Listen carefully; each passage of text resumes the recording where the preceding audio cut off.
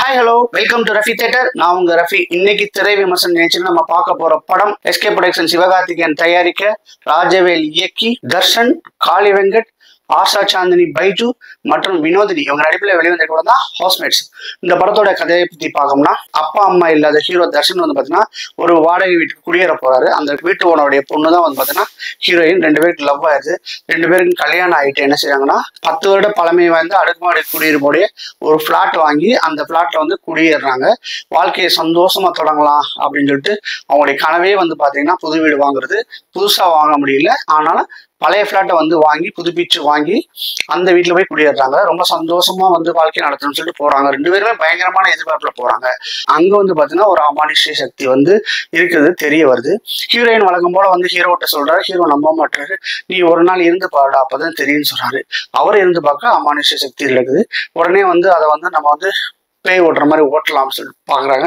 அங்க வந்து சாமியார் சொல்றாரு, இங்க வந்து எந்தவித நெகட்டிவ் வைப்ஸும் இல்லை, ஃபுல்லா பாசிட்டிவ் வைப்ஸ் இருக்கு, எந்தவித இதுவுமே இல்லையே அப்படின்னு சொல்லும் போது இவங்களுக்கே ஆச்சரியம். சரி என்னடா அப்படின்னு சொல்லிட்டு பார்க்கும்போது பாத்தீங்கன்னா, கட் பண்ணோம்னா காளி வெங்கட் வந்து அவருடைய ஃபேமிலி யாருன்னு கேட்டீங்கன்னா, உங்களுக்கு வினோதினி, காளி வெங்கட், ஒரு பையன். இந்த 3 பேரும் போய் பாத்தீங்கன்னா அவங்க அதே அடுக்குமாடி குடியிருப்புல வந்து ஒரு வீட்டுல இருக்காங்க. ஒரு வீட்டுல இருக்கும்போது பாத்தீங்கன்னா அவங்க வீட்டுக்கும் பாத்தீங்கன்னா அமானுஷ்ய சக்தி இருக்குது.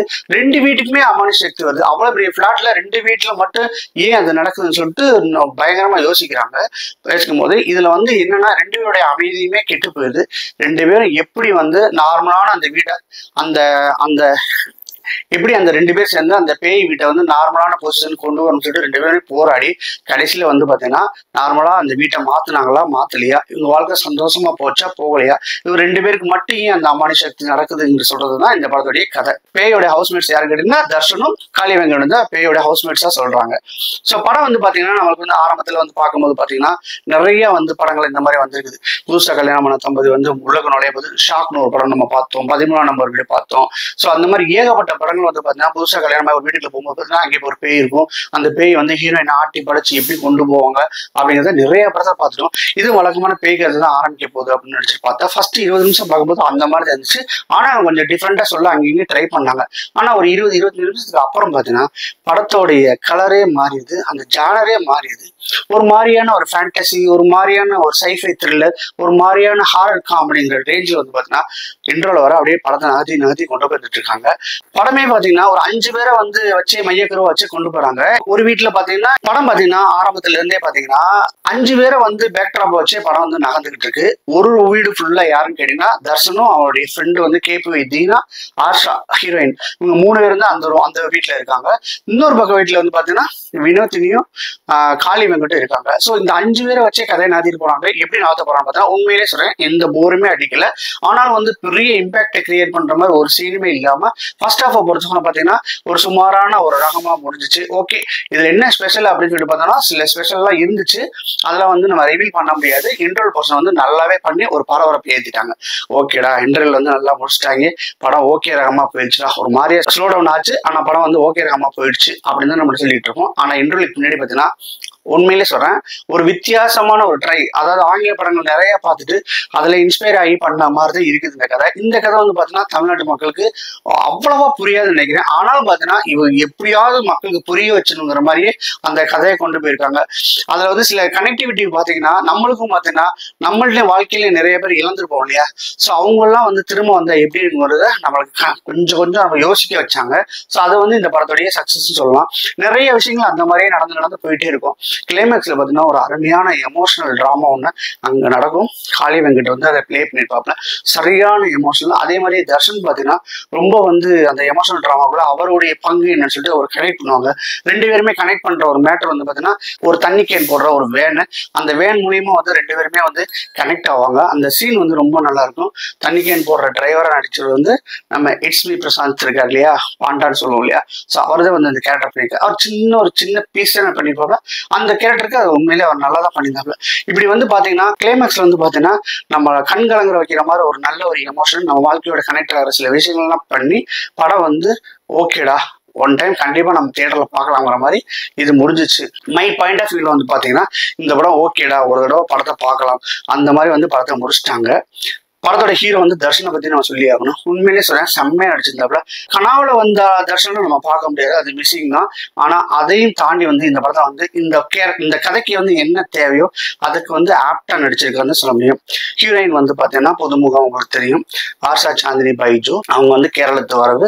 இருந்தாலும் பாத்தீங்கன்னா ஒரு ஹோம்லி லுக்ல இந்த குடும்ப பெண்லாம் எப்படி இருப்பாங்க அதுல வந்து பாத்தீங்கன்னா ரொம்ப சிறப்பா செஞ்சிருக்காங்க.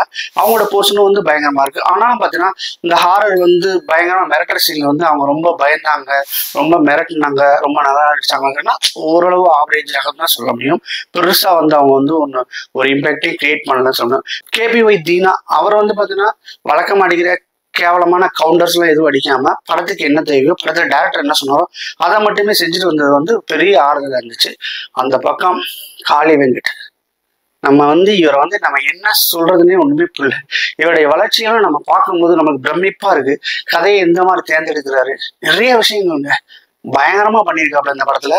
இந்த படத்துல வந்து பாத்தீங்கன்னா அது அதை சொன்னோம்னா ரிவீல் ஆயிருக்கு சொன்னேன். இருந்தாலும் அவர் நடிப்பை பத்தி சொன்னோம்னா வாழ்ந்திருக்காப்புல மனுஷன்.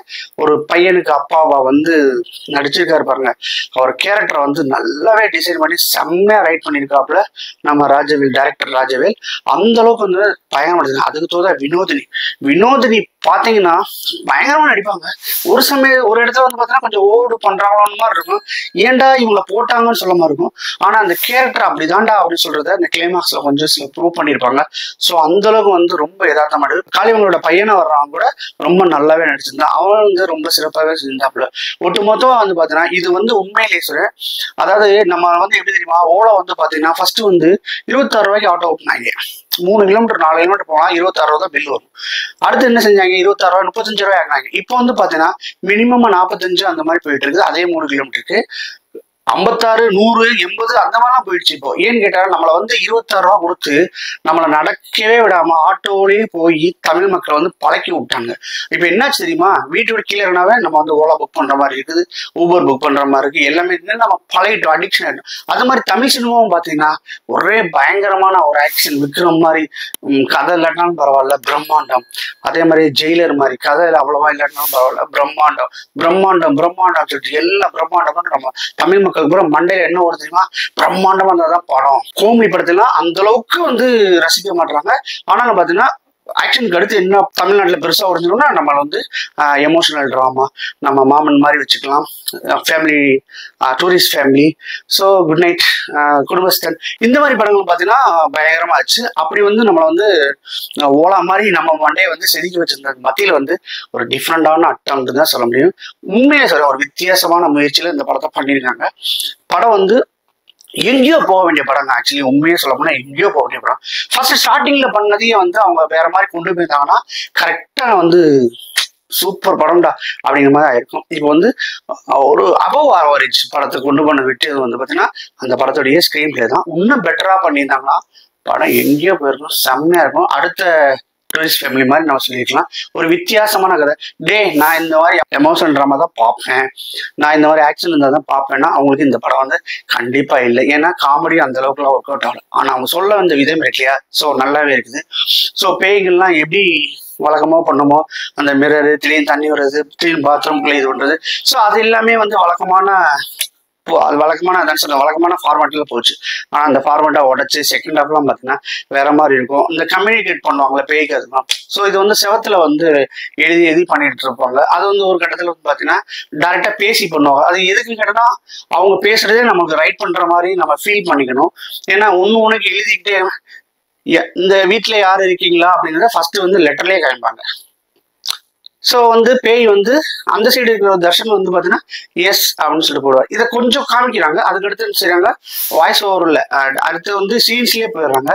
இங்கே இந்த செவத்தை பார்த்தே பேசுறது, அந்த செவத்தை பார்த்து தர்ஷன் பேசுறது, அப்படி கொண்டு வர. அது எதுக்கு கேட்டோம்னா ஆடியன்ஸ்க்கு கன்வே பண்ணுறதுக்கான. ஸோ அது கொஞ்சம் சிறப்பாக இருந்துச்சு. ஏன்னா நமக்கு போர் அடிக்க கூடாதுன்றதுக்கான அதை செஞ்ச விதம்லாம் வந்து பார்த்தீங்கன்னா ரொம்ப நல்லாச்சு. மொத்தத்தில் வந்து இந்த படம் எப்படி இருக்கு அப்படின்னு கேட்டீங்கன்னா என்ன பொறுத்தவரை சரியான ஒரு புதிய முயற்சி. இந்த மாதிரி படங்கள் வந்து நிறைய வரணும். தமிழ் மக்களுடைய அந்த டியூனா இருக்கு இல்லையா, அந்த ஆக்ஷன், அந்த ஃபேமிலி, அந்த மாதிரி படங்கள் இருக்கு இல்லையா, ஸோ ஆக்ஷன், அந்த எமோஷன்லாம் இருக்கு இல்லையா, ஸோ அதெல்லாம் டியூன் பண்ணிட்டு இந்த மாதிரி கதைகள் நிறைய படம் வரணும்னா என்னுடைய பாயிண்ட் ஆஃப் வியூ நான் சொல்றேன். ஒரு புது முயற்சி டைம் இருந்தால் கண்டிப்பாக நீங்கள் பார்க்கலாம். படத்தில் காமெடிங்கிற ஒரு விஷயம்லாம் வந்து பெருசாக ஒன்றும் இல்லை. அங்கங்கே சின்ன சின்னதாக வந்துட்டு போக முடியாது. பெருசாக வாய் விட்டு சிரிக்கிற அளவுலாம் ஒன்றும் கிடையாது. எமோஷனல் சூப்பராக கனெக்ட் ஆயிருக்கு கிளைமேக்ஸில். அதுக்கடுத்து பார்த்தீங்கன்னா சினிமாட்டோகிராஃபிலாம் உண்மையிலே செம்மையாக பண்ணியிருந்தாங்க. மியூசிக்கும் பார்த்தீங்கன்னா அருமையாக பண்ணியிருந்தாங்க. எடிட்டரை சொல்லி ரொம்ப பாராட்டணும் எடிட்டரை. ஏன்னா இந்த மாதிரி படத்தில் வந்து எடிட்டரும் மியூசிக் டைரக்டரும் பார்த்தீங்கன்னா புருஷன் பொண்டாட்டி மாதிரி இருந்தால் மட்டும்தான் இந்த மாதிரி ஹாரர் த்ரில்லரு, இந்த மாதிரி காமெடி த்ரில்லரு, ஸோ இதெல்லாம் வந்து பார்த்தீங்கன்னா இந்த மாதிரி ஹாரர் காமெடி இது எல்லாமே வந்து பெரிய அளவில் பேசப்படும். ஸோ அதுக்கு வந்து ரெண்டு பேருமே வந்து பார்த்தீங்கன்னா ரொம்ப நல்லா இவர் செஞ்சதுக்கு இவருக்கும் அதாவது எடிட்டரும் மியூசிக் டைரக்டரும் வந்து நல்லாவே கோஆப்ரேஷன் பண்ணி அருமையான வந்து ஒரு அவுட்புட் கொடுத்துருக்காங்கன்னு தான் சொல்ல முடியும். எஸ்கே பொறுத்தவரை எஸ்கே ப்ரொடக்ஷன்ல வந்து இது ஒரு நல்ல அடுத்த ஒரு வெற்றி படமா தான் நான் பார்க்குறேன். இந்த படத்துக்கு வந்து பார்த்தீங்கன்னா என்னுடைய மார்க் பார்த்தீங்கன்னா 10க்கு தாராளமா வந்து 7.5 கொடுப்பேன். மீண்டும் வேற ஒரு விமர்சனத்தை சந்திக்கிறேன். அதுவரை பாய். இந்த வீடியோ பிடிச்சிருந்துச்சுன்னா லைக் பண்ணுங்க, ஷேர் பண்ணுங்க, கமெண்ட் பண்ணுங்க. ரஃபி தியேட்டரை மறக்காம சப்ஸ்கிரைப் பண்ணிருங்க, பெல் பட்டனை கிளிக் பண்ணிருங்க.